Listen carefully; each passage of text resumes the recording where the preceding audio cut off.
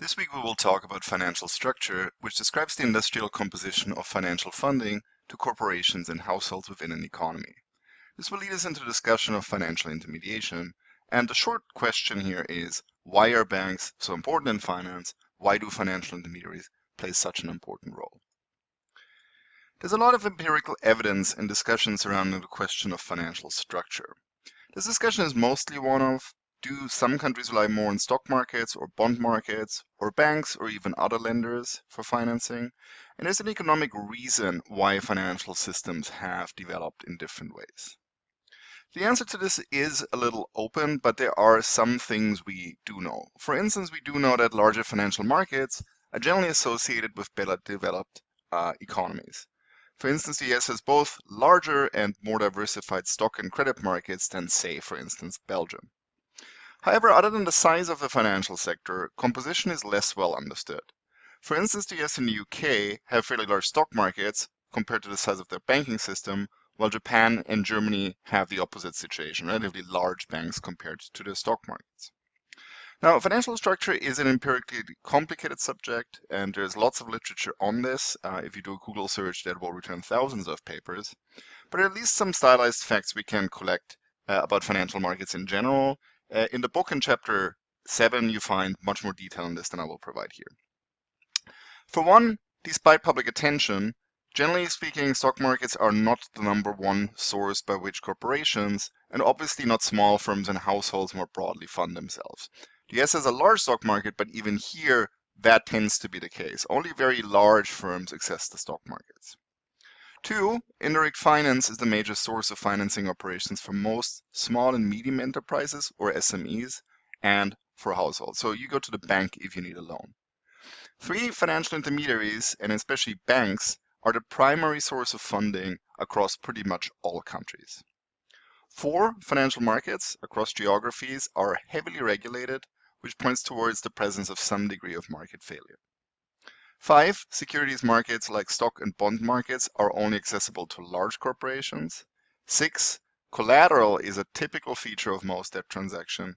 And 7, debt contracts, generally speaking, are complicated contracts with heavy restrictions on borrower behavior.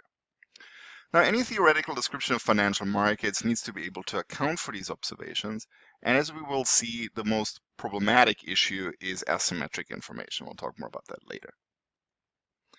Now, this pie chart illustrates the composition of domestic credit within the United States. The US, more than most countries, is slanted towards securities finance and especially towards equity. So you can see that the equity market here, this sector up here, is relatively large. But even so, that only accounts for about 30 to 40% of funding overall. If you look at most other countries, and especially in emerging markets, what you will see is you see much more of a lean towards financial intermediation. So stock markets and bond markets, securities markets are something that develops later in a country's development path. If you look into the book, you will see a list of current issuance of funding type of assets. That's a little bit different. That information is about 10 years dated, unfortunately. The information here in front of you reflects 2017, with the exception of the bond market capitalization data, which was obtained in 2011.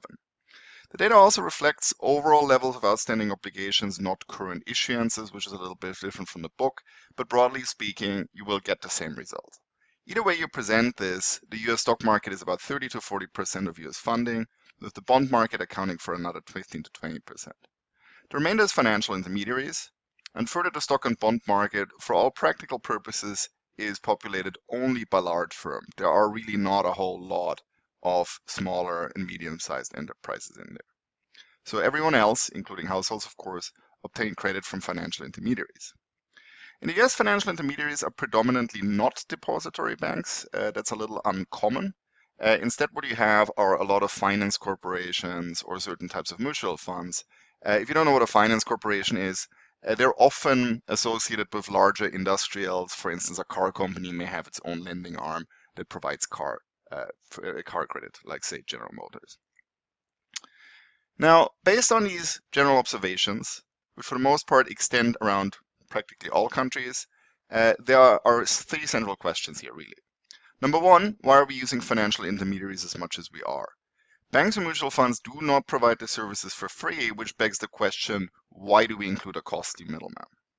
Number two, why is it that financial intermediaries and securities markets are among the most heavily regulated out of any industries? Both publicly listed firms and banks are subject to heavy regulation, more than other industrial or service firms. Why is it, number three, why is it that SMEs and households are practically excluded from the securities markets? Each of these sectors by and large has to rely on financial intermediaries and banks especially to raise funds. Now, the simple answer, somewhat summarized, is there are two reasons why we use financial intermediaries as much as we do.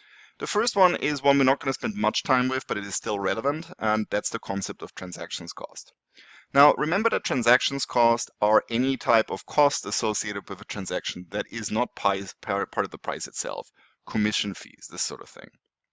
Related to transaction cost is the concept of economies of scale in banking, and this explains a certain degree of market concentration, not just in finance, but also in other industries.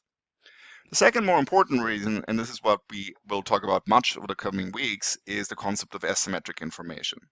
Now, asymmetric information describes a situation in which one party in an exchange is more informed than the other, and this causes market inefficiencies. Asymmetric information comes in two variations. One occurs before a contract is made, that is referred to as adverse selection. The other one occurs after a contract is made, and that is referred to as moral hazard. Asymmetric information, other than market power, externalities, or similar problems, is another source of market failure. The issue isn't exclusive to finance. It is, for instance, prevalent in labor markets, or for instance, in health markets. Asymmetric information problems in finance are pervasive, and they have perhaps some of the most grave macroeconomic implications. Before we get there, let's quickly talk a bit about transactions costs. As a reminder, transaction cost describes any cost associated with a transaction that's not part of the price of a good or service in of itself. In the case of finance, this usually means fees. For instance, if you decide to purchase or sell company shares, your broker will charge you commission. Broker commission tends to not scale much in the size of an order. For instance, if you ask a broker to buy 20 or 2,000 shares of a company, you will not typically pay different commission fees because for the broker it's the same transaction. Financial intermediaries spend significant resources on brokerage for all of their clients. So they basically bundle transactions, and the consequence of that is the per capita cost of that transaction will be lower. Financial intermediaries also spend significant resources on trade networks and experts. They have expertise to decide how they should conclude trades. So they're simply better at it than you would be or I would be if we did this by ourselves. Now, in the face of general complexity, this helps reducing the cost of making the same trade in terms of the labor resources or the time you have to spend.